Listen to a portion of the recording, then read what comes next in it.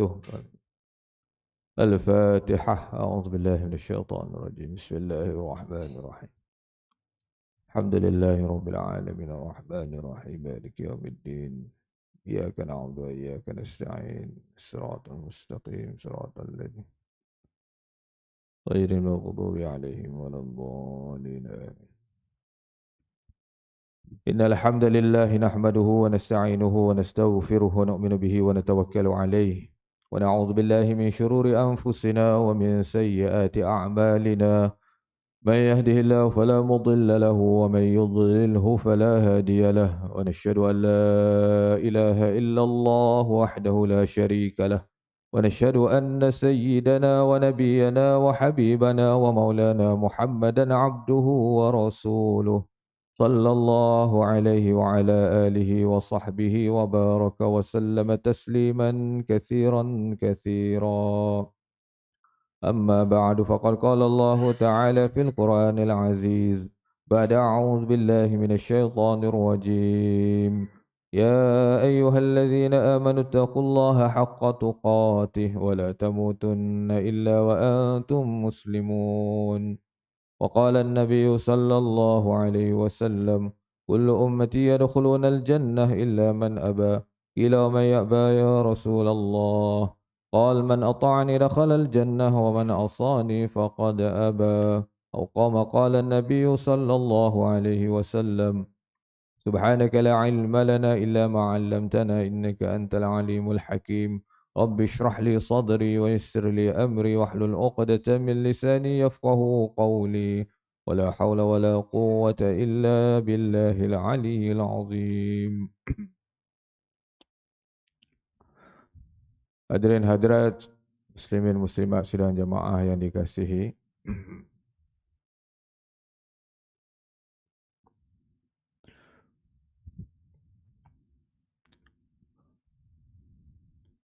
Allah Subhanahu wa taala menyebut dalam Al-Quran walladzina jahadu fina lanahdiyannahum subulana.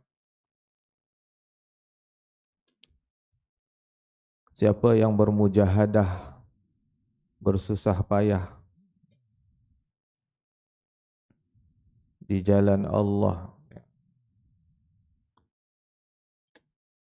pasti Allah akan buka jalan ataupun pintu-pintu hidayah.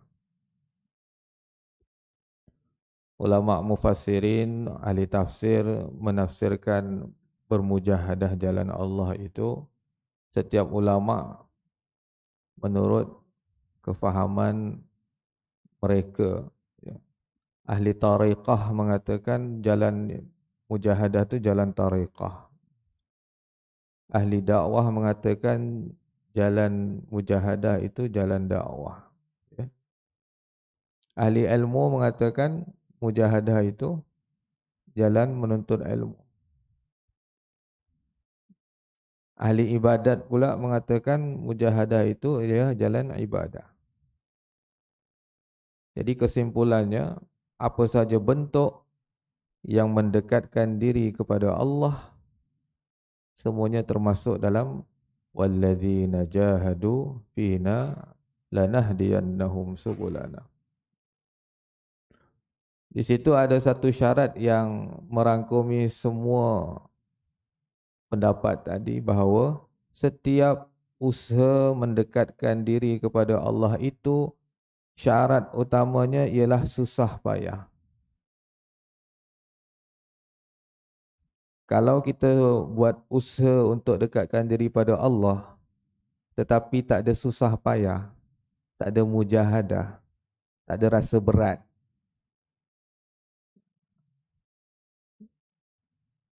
maka istilahnya itu bukan jalan dia. Kerana di dalam susah payah, rasa berat, mujahadah, itulah di situ nilai yang Allah lihat. Satu orang hamba sanggup tempuh ataupun tidak. Tadi pagi nak bangun pergi solat subuh tu mengantuk. Mujahadah tu. Betul? Bangun juga. Patutnya lepas solat subuh balik sambung tidur. Tapi duduk pula majlis tersengguk-sengguk kan. Ya. Tertidur dalam majlis ilmu. Ya. Kalau ni dimaafkan. Ya. Jadi Allah suka tengok kita tertidur tu lebih baik daripada kita terus balik rumah tadi. Ya. Jadi Allah nilai juga tertidur kita itu. Sebab tidur kita itu tertidur tu di dalam tempat yang Allah suka, ya, di dalam majlis yang Allah nak kita ada ketika itu. Jadi duduk kita pagi ni pun ada sedikit mujahadah, ya. Jadi untuk dapat manfaat kita lawanlah sedikit, ya, kita punya mengantuk itu supaya kita dapat manfaat dalam majlis ilmu kita pagi ni, insya-Allah, ya. Baik. Bulan lepas punya, ingat tak cerita apa? Ada siapa ingat bulan lepas kita cerita apa? Dah sebulan Ustaz, lupa. Ya. Sebulan dah. Makan semalam pun lupa dah, ya. Makan apa? Ya. Ni sebulan dah. Baik, yang lepas kita masih dalam bab kelebihan ilmu dan ulama, ya. Pertama sekali kita sebagai orang umum, orang awam, kita jangan kata, kalau kata namanya ulama, ustaz ni tak buat silap. Salah lah, ya. Kalau berpahaman seperti itu awal-awal dah salah, ya.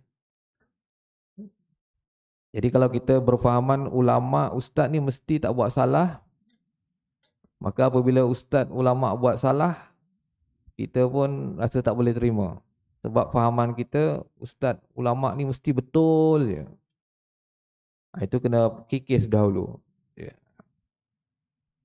Sebab apa? Asas dasarnya ulama ke dia, ustaz ke dia, dia adalah manusia, ya. Apabila kata manusia, status manusia ni apa?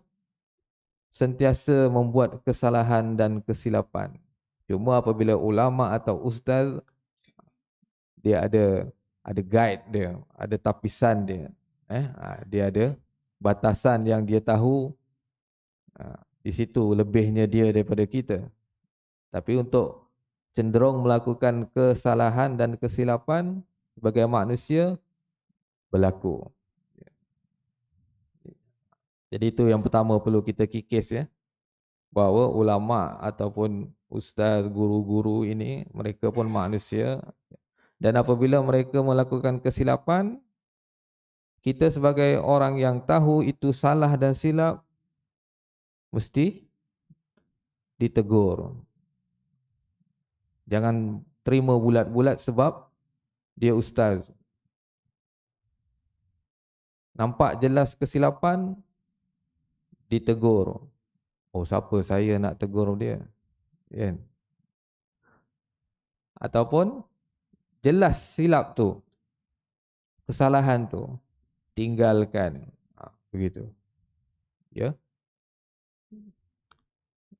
Ini panduan kita dalam menilai.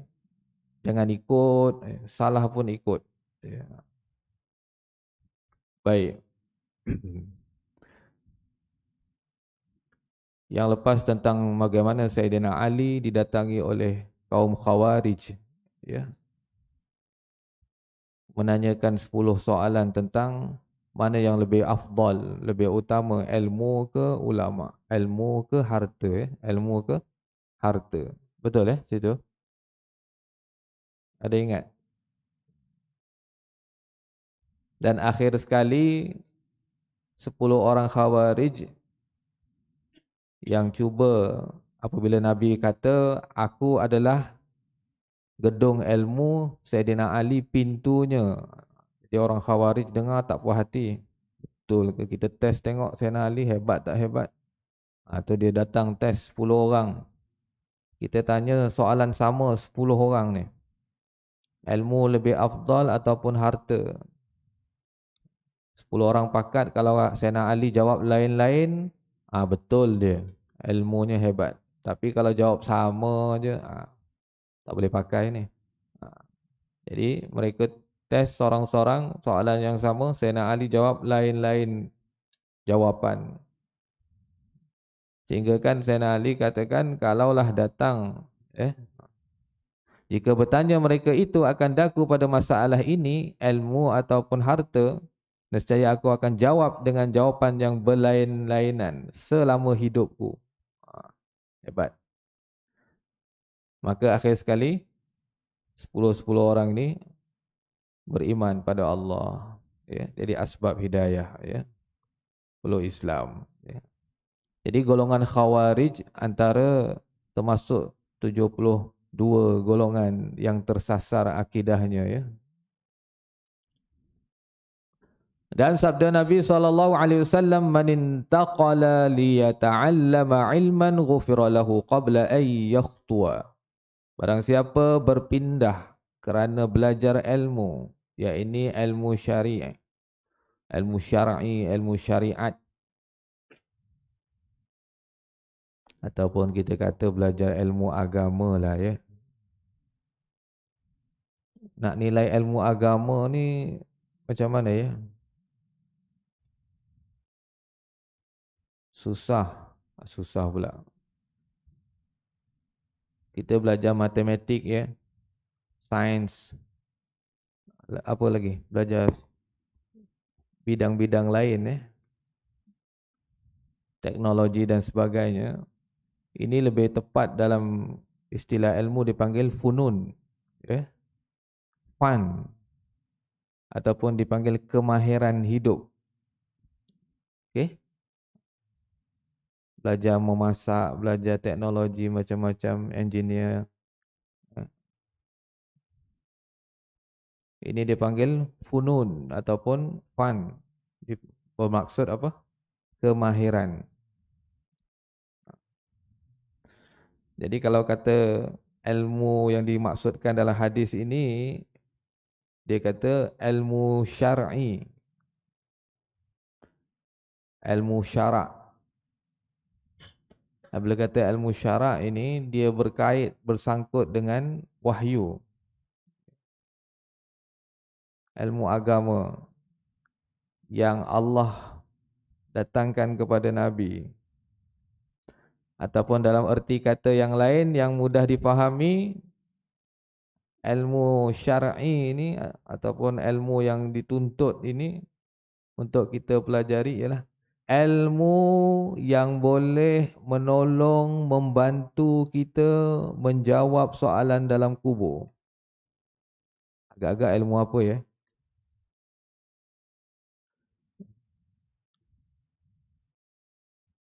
Ke malaikat nanti dalam kubur tanya, 5 kali 2 berapa? Jawab. Soalan tu tak timbul. Soalan dalam kubur. Betul?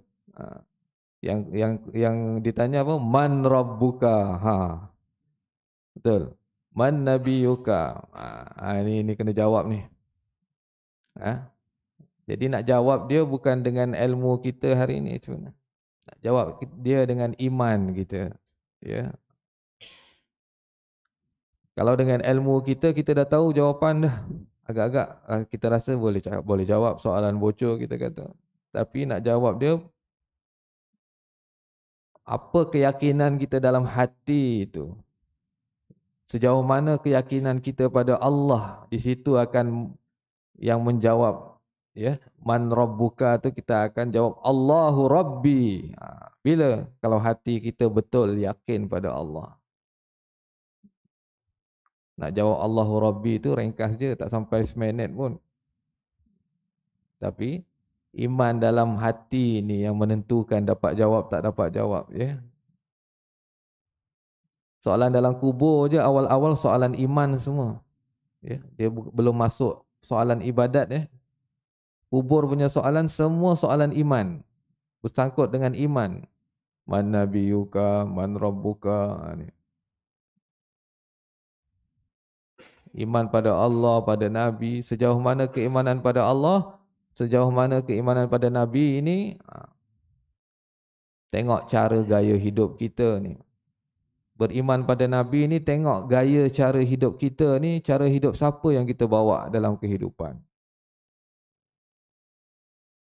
Betul ke makan kita ikut sunnah Nabi? Betul ke kita masuk tandas cara yang Nabi tunjuk? Ya. Betul ke kita tidur malam tadi cara yang Nabi ajar pada kita tidur macam mana? Ini. Inilah agama, inilah Islam yang kita nak perjuangkan, yang kita laungkan takbir kuat-kuat nak tegakkan Islam ni. Ini dia agama dalam diri kita dulu. Perbaiki kita punya cara hidup kita. Din itu, agama Islam itu ialah cara hidup. Bukan Islam saja, tapi cara hidup Islam tu. Macam mana cara hidup Islam? Makan tangan kanan. Betul. Sambil duduk, baca doa. Itu Islam. Macam mana Islam jadi cara hidup? Masuk tandas kaki kiri, keluar kaki kanan. Itu Islam. Masuk masjid kaki kanan, keluar kaki kiri. Inilah cara hidup. Inilah Islam. Inilah agama. Jadi ilmu-ilmu ni nak belajar ni ilmu. Ilmu kalau tidak diamalkan, dia tak jadi ilmu, dia jadi maklumat. Apabila jadi maklumat, dia tak akan mendatangkan manfaat pada manusia, pada kita. Jadi macam mana untuk kita pagi ni duduk dapat manfaat? Pertama sekali kita niatkan untuk duduk dengan baik, dengar dengan baik, dan niat untuk amal, niat untuk sampaikan. Barulah dia, kalau tak nanti kita balik, dah habis. Dapat maklumat tadi sikit-sikit. Jadi kita niat nak amal, insya-Allah. Ya. Jadi Nabi kata apa tadi? Barang siapa berpindah kerana belajar ilmu, ya ini ilmu syar'i,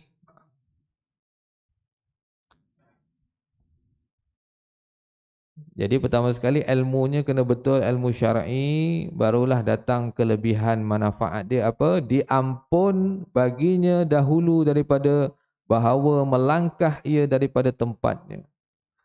Sebelum dia melangkah tempat itu, Allah dah ampunkan dia. Patut langkah dulu baru ampun, tapi sebelum langkah dah ampun sebab apa? Sebab dah tahu niatnya. Nampak tak? Sebab niatnya tu dah pasang tu. Ya. Sebab tu sebelum langkah lagi dah ampun.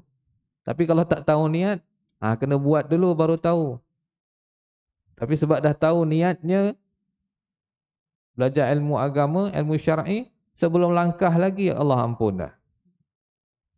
Ya ini jika menghendaki dengan belajar itu bagi wajah Allah Ta'ala. Dikaitkan yang maksudnya, niatnya ikhlas lillahi ta'ala, kerana Allah. Bukan nak menunjuk-menunjuk. Bukan orang kata nanti kita bagus duduk kuliah subuh setiap minggu tak pernah lepas. Tak ada niat-niat tu. Kerana Allah duduk. Ya. Susah ya. Nak buat amalan kerana Allah ni. Ada je niat yang syaitan cuba pesongkan kita ya. Sebab itu ulama kata amalan paling ikhlas ni tidur. Ya. Ulama kata amalan paling ikhlas tidur. Siapa tidur ada niat nak menunjuk-nunjuk? Ada? Semua lillahi ta'ala ya tidur. Tak ada niat nak menunjuk-nunjuk. Sebab tu selamat. Tidur paling selamat. Sebab itu kalau kamu tak ada apa nak cakap yang baik-baik, paling selamat tidur. Bulan puasa biasa kita banyak keletihan dan agak banyak nak tidur bulan puasa. dah buat ibadat banyak malam bangun Quran, zikir semua, letih dah badan, nak selamatkan mulut kita, lidah kita ni, pilihan yang terbaik tidur. Bukan suruh tidur ya pagi ni. Jadi niat dia kerana Allah. Ikhlas. Ikhlas ni apa? Kita kata ikhlas ni buat kerana Allah lah, betul? Apabila Nabi ditanya apa itu ikhlas, Nabi kata ikhlas tu iman. Iman itu ikhlas. Ikhlas itu iman. Iman itu ikhlas. Macam mana satu orang itu boleh buat semata-mata kerana Allah atau dipanggil ikhlas tadi? Kalau betul imannya pada Allah, orang ini yang mampu untuk ikhlas. Tapi kalau imannya tidak betul pada Allah, sukar untuk dia ikhlas. Tuan-tuan hafal surah Ikhlas? Surah Al-Ikhlas. Hafal? Hafal Kalau tuan-tuan tak hafal, tuan-tuan adalah golongan yang pelik. Ya. Dalam surah Ikhlas, namanya surah Al-Ikhlas, betul? Dalam tu cerita apa? Ada cerita, wahai manusia, hendaklah kamu ikhlas, ada? Ya ayyuhan nas. Tak ada. Ayatnya tak bentuk begitu ya. Tapi ayatnya bentuknya apa? Surah Al-Ikhlas namanya. Qul huwallahu ahad. Ceritanya apa dalam tu? Cerita tauhid, cerita iman. Betul? Namanya surah Al-Ikhlas tapi ceritanya tauhid, ceritanya iman. Tu nak bagi tahu ikhlas tu yang Nabi kata iman. Iman itu ikhlas. Apa? Dalam surah Al-Ikhlas ceritanya tauhid. Jadi untuk ikhlas berkait dengan iman kita. Sejauh mana keimanan tauhid kita pada Allah, sekuat itulah ikhlas kita. Tapi sejauh mana lemahnya iman kita, maka di situ sukar untuk kita ikhlas. Dan sabda Nabi SAW, akrimul ulama fa innahum indallah urama'u makrumun. Mulia olehmu akan ulama. Nabi begitu. Kenapa Nabi kata gitu? Sebab Nabi bagi tahu ulama ni pewaris Nabi. Tapi ulama yang macam mana pun perlu dinilai juga. Ya. Jadi Nabi kata muliakan olehmu akan ulama, maka bahawasanya mereka itu pada Allah Ta'ala kemuliaan lagi dimuliakan mereka itu, yakni pada malaikat dan lainnya. Banyak hadis yang menyebut tentang kemuliaan alim ulama ini, ya.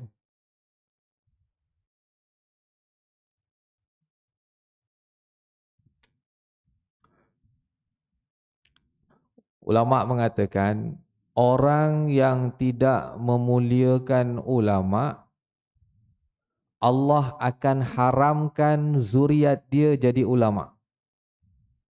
Ya. Orang yang tidak memuliakan ulama, Allah haramkan zuriat dia jadi ulama. Berat tu. Ya. Imam Al-Ghazali. Tuan-tuan pernah dengar nama Imam Al-Ghazali ya? Pernah ya? Bapa ayah beliau Imam Ghazali ni seorang buruh sahaja, bukan ayahnya bukan ulama Imam Ghazali. Kerja biasa macam kita, orang awam biasa.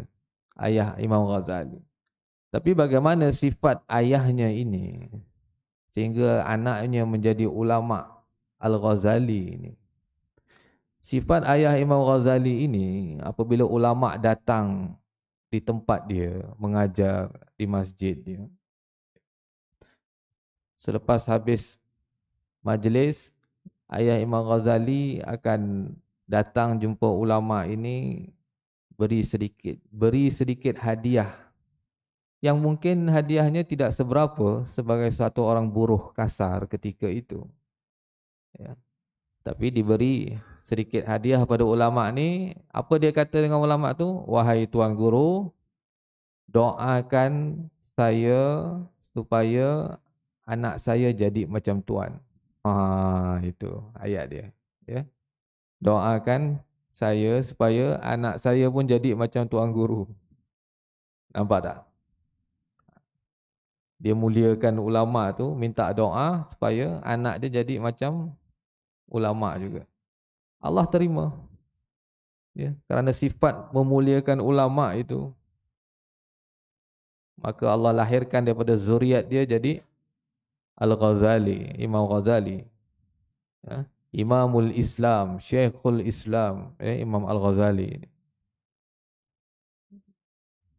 Yang tidak asing lagi ya. Dikarenakan ayahnya satu orang yang begitu memuliakan ulama. Dan riwayat daripada Abi Hurairah radhiyallahu anhu berkata, aku dengar Rasulullah sallallahu alaihi wasallam apabila berkhabar-khabar orang alim pada majlisnya dengan ilmu, padahal tiada masuk akan dia main-main dan tiada sia-sia. Nescaya menjadi Allah Ta'ala daripada tiap-tiap kalimah yang keluar daripada mulutnya satu malaikat meminta ampun ia baginya dan bagi orang yang mendengar hingga hari kiamat. Duduk dalam majlis ilmu, ucapan ulama, ya. Malaikat minta ampun bagi siapa? Bagi orang mengajar dan yang mendengar. Syaratnya dengar. Sampai hari kiamat Allah minta ampun. Wa qala an-nabiy sallallahu alaihi wasallam, man nazara ila wajhil alim, man nazara ila wajhil alim. Sabda Nabi SAW, barang siapa menelik melihat kepada muka orang alim.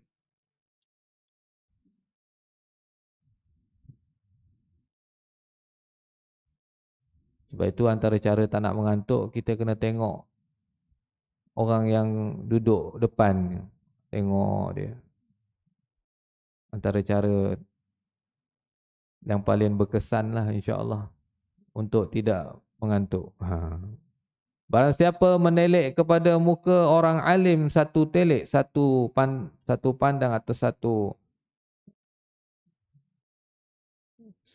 satu penglihatan lah ya. Satu dia tengok. Yang kedua, nazratan fa fariha biha khalaqallahu min tilkan nazrah malakan yastaghfiru lahu ila yaumil qiyamah. Siapa yang tengok wajah ulama, dia tengok tu dalam keadaan maka dia suka ia dengan telik itu. Bukan tengok wajah ulama benci ataupun tengok sangka buruk. Ya, tapi tengok dengan perasaan suka. Ya, gembira. Nescaya menjadikan Allah Ta'ala daripada demikian telik itu, setiap kita punya penglihatan dengan rasa gembira dan suka ini, malaikat meminta ampun baginya hingga hari kiamat.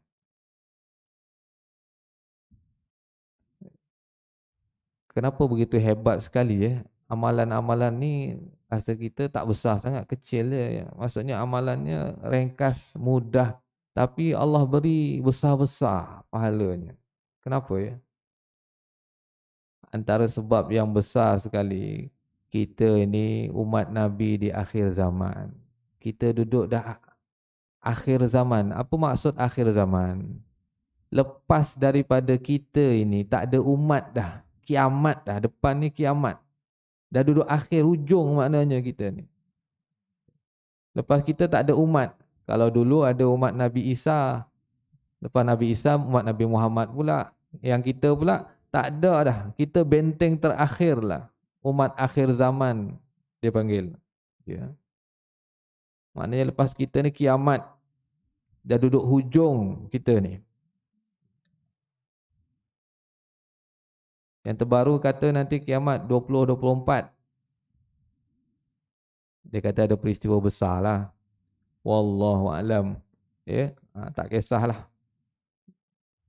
Yang penting persiapan kita. Jadi benda yang berada di hujung-hujung ataupun akhir-akhir. Ini sekarang bulan 9.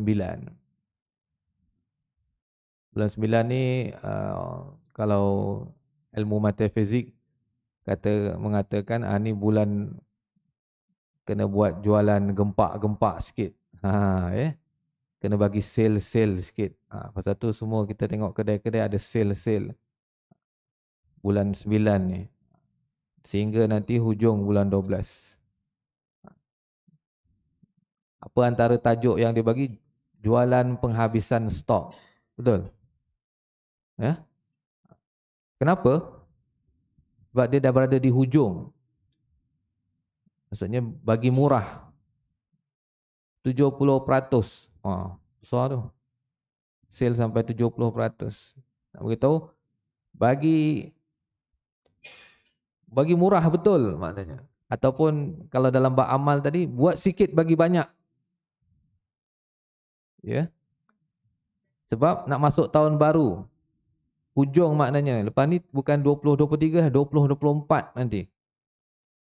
Macam gitu juga bab amal ni, kita umat akhir zaman, umat Nabi di akhir zaman ni, buat sikit Allah bagi banyak sebab kita dah di hujung-hujung dah, nak kiamat dah maknanya. Kamu buat sikit je. Ibarat kata Allah minta kita sikit je, Allah nak bagi banyak. Banyak amalan yang kita lihat, kita buat sikit, Allah bagi banyak. Sebab kita dah berada di hujung-hujung akhir zaman ni. Allah sayang kita, Allah bagi sale pada kita. Ya.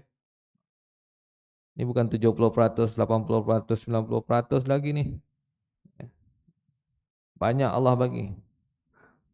Wa qala an-nabiy sallallahu alaihi wasallam man akrama 'aliman faqad akramani. Nabi kata barang siapa memuliakan orang yang alim, maka sungguhnya memulia ia akan daku. Ibarat kalau muliakan ulama, orang-orang alim ini seperti memuliakan Nabi sallallahu alaihi wasallam. Kenapa? Al ulama warasatul anbiya. Atas dasar itu, ulama ni pewaris Nabi. Kalau kamu muliakan dia, macam kamu muliakan aku, kata Nabi. Dan barang siapa memuliakan ia akan daku, kata Nabi, waman akramani faqad akramallah. Maka sungguhnya memulia ia akan Allah Ta'ala. Allah akan muliakan dia. Waman akramallah. Dan barang siapa memulia akan Allah, barang siapa yang Allah muliakan dia, fama'wahul jannah, maka tempatnya syurga. Nampak? Itu jalan dia. Jelas. Ulama, Nabi, Allah, syurga dapat. Nampak? Jadi macam mana nak dapat syurga? Kena dapat kasih sayang ataupun supaya Allah suka pada kita. Macam mana nak dapat suka Allah? Kena sukakan Nabi. Macam mana nak dapat sukakan Nabi? Kena muliakan ulama. Gitu. Nampak? Tentu kalau ada orang-orang alim, ulama-ulama di tempat kita, kawasan kita, kalau kita dengar ada orang-orang soleh, kita ziarah dia. Ziarah orang soleh ni sebenarnya lagi mudah daripada nak ziarah orang-orang besar, menteri ke orang-orang berjawatan ni. Mudah aja. Ya. Ziarah orang-orang alim ni paling mudah. Pertama sekali, jangan banyak cakap. Banyak dengar. Kalau ziarah ulama, pertama sekali, pasang telinga banyak, jangan banyak cakap. Minta nasihat maknanya. Pasang telinga tu minta nasihat. Ziarah ulama paling mudah maknanya. Minta datang, kenapa datang ni? Nak minta nasihat. Tak nak dengar banyak. Dia nak cakap sejam pun dengar. Ya. Yang kedua, minta doa. Ya. Dua je. Ya. Datang, minta nasihat. Belum balik, minta doa. Dah selesai. Tapi janganlah membiasakan ziarah tangan kosong. Jangan membiasakan ziarah tangan kosong. Bawalah sesuatu. Ya. Itu. Dan sabda Nabi SAW, naumul alim afdalu min ibadatil jahil. Nabi kata apa? Tidur orang alim itu lebih baik, lebih afdal daripada ibadat orang jahil. Oh, hebat ya. Orang alim tidur tu lebih baik daripada orang jahil ibadat. Wa qala an-nabiy sallallahu alaihi wasallam, man ta'allama baban minal ilm. Barang siapa belajar satu bab daripada ilmu, ya'malu bihi aw lam ya'mal bih, beramal dengan dia atau tidak beramal dengan dia. Siapa belajar satu bab daripada ilmu, sama ada dia dapat amal ataupun tidak dapat amal. Maknanya bukannya, faham ya, ini kena faham ni yang ni. Oh, jangan kita pun dapat amal pun dapat juga, tak dapat amal pun dapat juga. Kita ambil, mesti kita ambil yang tak dapat tak amalnya. Betul? Jadi yang dimaksudkan yang dapat amal ataupun tidak dapat amal, kita cerita yang tidak dapat amal, maksud yang tidak dapat amal kita belajar juga. Contoh, bab zakat. Zakat unta. Ada cerita zakat unta tau. Kita dah dapat amal ke zakat unta? Tak dapat amal tapi belajar tak? Ya, belajar. Kita belajar bab haji contoh. Mungkin sampai mati kita Allah tak pilih pergi haji, tapi belajar juga.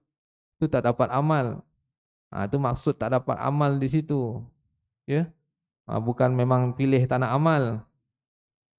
Memang maksud tak dapat amal tu tak ada peluang untuk kita amalkan. Bab zakat unta contoh tadi, bab haji sekiranya kita tidak terpilih tapi kita belajar juga bab itu. Itu maksud dia. Dan benda-benda perkara yang lain yang berkaitan macam bab zakat contoh, guna sukatan-sukatan, guna bawa barang ribawi, guna beras zakatnya patutnya, tapi kita tak dapat amal, kita tukar pada wang ringgit. Nampak? Itu contoh yang kata tak dapat amal dengannya. Maksudnya tidak berpeluang. Bukannya memang pilihan tak nak amal. Tu kena faham situ ya. Yang dikatakan minal ilm ya'malu bihi aw lam ya'mal bih di situ. Kana afdala min an yusalla alfa rak'atin tatawwu'an. Siapa yang belajar satu bab daripada ilmu, adalah ia terlebih afdal, lebih baik daripada sembahyang sunat 1000 rakaat.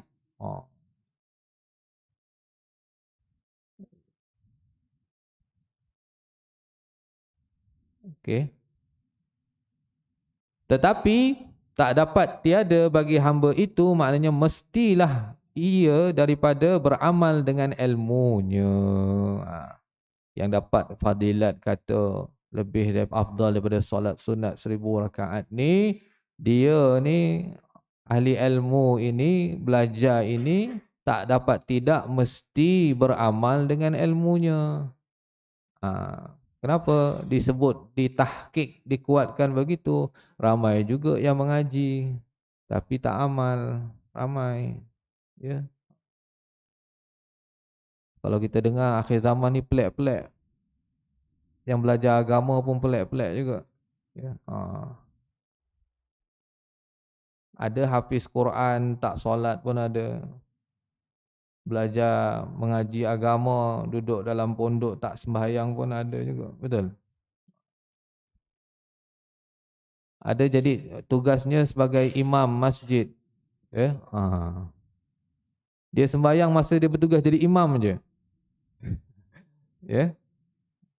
Minggu sekali, sebulan sekali khutbah, ittaqullah, ittaqullah. Hari itu je dia sembahyang. Ini khabar sampai, ada maknanya. Berlaku, bukan tak ada. Sebab itu di sini diletakkan syarat dia beramal dengan ilmunya. Kerana banyak hadis yang mencela akan ulama, orang alim ataupun orang yang belajar agama, belajar ilmu yang tidak beramal dengan ilmunya.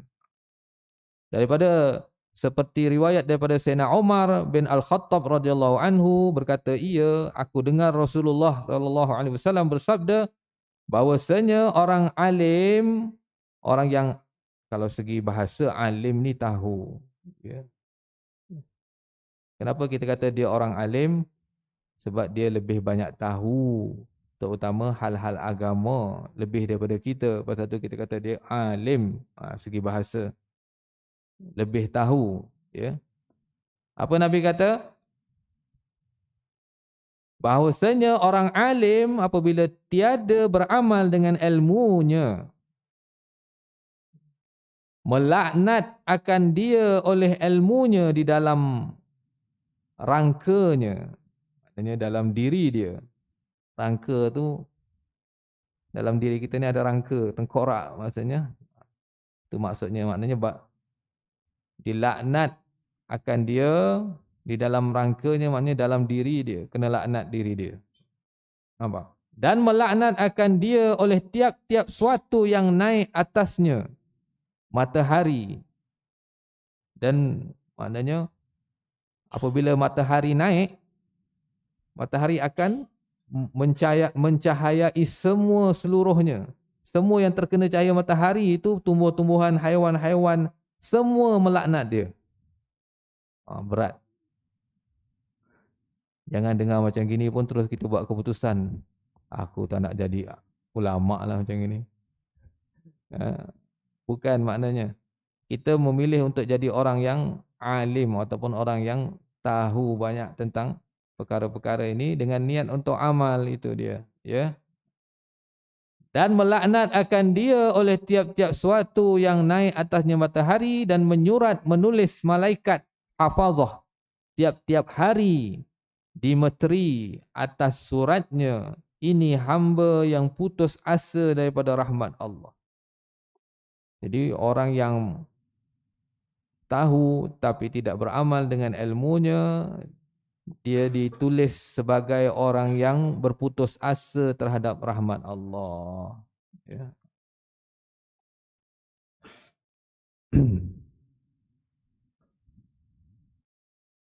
Hai hamba Allah yang mensia-siakan segala hak penghulunya. Malaikat menyeru begitu. Hai orang yang tiada beramal dengan ilmunya, atas engkau laknat Allah. Jadi kita duduk majlis ilmu ni, pasang niat untuk amal tu penting, ya. Jadi apabila kita ada niat untuk amal, Allah akan beri kita kekuatan. Tapi kalau kita tak ada niat nak amal, tak ada kekuatan, tindakan yang awal tu tak wujud, ya, mana mungkin kita boleh amal. Jadi wujudkan satu tindakan yang awal dengan diniatkan, ya. Maka apabila mati ia, orang yang tidak beramal dengan ilmunya, dicabut Allah akan rohnya atas ketiadaan syahadah. Berat maknanya, ya. Dan diharamkan mati atas beriman. A'adzanallahu min dzalik. Semoga Allah memelihara kita daripada demikian, ya. Ini antara hadis yang keras yang diriwayatkan oleh Sayyidina Umar bin Khattab. Kalau kita lihat khalifah-khalifah yang 4 ini, Sayyidina Abu Bakar, Umar, Osman, Ali, mereka ni paling sikit meriwayatkan hadis, ya. Tapi kalau mereka meriwayatkan hadis tu, maknanya itu memang padulah istilahnya, ya. Antara sebabnya mereka ni antara yang kurang meriwayatkan hadis ini kerana ketakwaan mereka, takut mereka. Mereka begitu takut dan bimbang sekiranya tersalah menyampaikan, di situ ketakutan. Sehingga dalam riwayat kita dengar Sayyidina Abu Bakar ada menulis himpunan-himpunan hadis sehingga dia gelisah tak boleh nak tidur, sehingga dia perintah anaknya Sayyidina Aisyah radhiyallahu anha ambil himpunan hadis tu, dia bakar, ya. Takut Kerana apa? Nabi ada sabda, siapa yang menggunakan nama Nabi, maksudnya dia declare atas nama Nabi tapi salah, maknanya bukan, maka dia ni menempah tempatnya dalam neraka. Itu yang sahabat, terutamanya orang-orang sahabat yang paling takwa seperti Sayyidina Abu Bakar, Sayyidina Umar ini bimbang, ya. Baik, sikit lagi, ya. Boleh. Sikit lagi. Dan lagi sabda Nabi SAW, inna asyaddan nas azaban yaumal qiyamah alimun lam yanfa'hu ilmuh. Barang siapa yang terlebih sangat, bahawasanya yang terlebih sangat manusia seksa pada hari kiamat, orang yang paling teruk dahsyat seksanya di hari kiamat besok, itu siapa? Orang alim yang tiada memberi manfaat akan dia ilmunya, yakni tiada mengamalkan dengan ilmunya. Dan lagi kata Ibnu Ruslan, satu syair, wa alimun bi ilmihi lam ya'malan mu'adzabun min qabli abidil wasan. Maka orang alim yang tiada mengamalkan dengan ilmunya diseksa akan dia dahulu daripada kafir yang menyembah berhala. Ya. Oh, ya berat ni. Patut kafir sembah berhala kena dulu, tapi dia kena dulu. Macam contoh apabila satu azab nak diturunkan di satu kampung. Ya. Allah perintah, wahai malaikat, turunkan azab di kampung sekian-sekian. Malaikat pun pergi, tengok ada cahaya di situ. Maknanya ada abid, ada ahli ibadat sedang ibadat di situ. Malaikat jadi agak keliru, betul ke kampung ni nak kena hancurkan ni? Malaikat naik semula tanya Allah, wahai Allah, di situ nampak ada hamba-Mu sedang ibadah. Betul ke tempat tu? Allah kata, ya, tempat itu. Orang yang pertama yang kamu kena lingkupkan tu yang tengah ibadat. Kenapa? Sebab dia tak fikir orang lain, dia fikir diri dia je. Nampak? Sebab itu jangan merasakan diri itu soleh sudah selamat. Belum selamat. Sebab itu peristiwa tsunami yang di Aceh hari itu, semua kena. Pesantren-pesantren pun habis. Betul? Ahli ilmu ke ahli ibadat semua kena sapu. Apabila musibah bala datang satu tempat, semua terkena. Tak kira kamu baik ke tak baik, soleh tak soleh, sapu habis. Tapi besok di akhirat nanti Allah pisahkan orang yang taat dengan orang yang engkar. Tapi di dunia, kena semua.